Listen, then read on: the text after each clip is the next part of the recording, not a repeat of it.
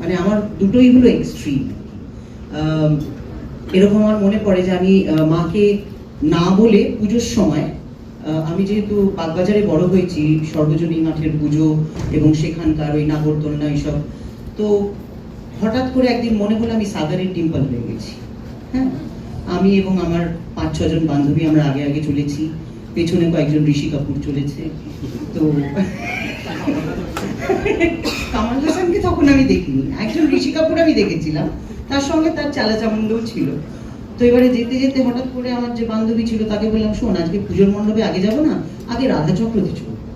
হ্যাঁ, সো আর তখন আমার বেশ লম্বা লম্বা চুল ছিল, এই কারণেই বোধহয় আর লম্বা চুল রাখার সাহস পাই না।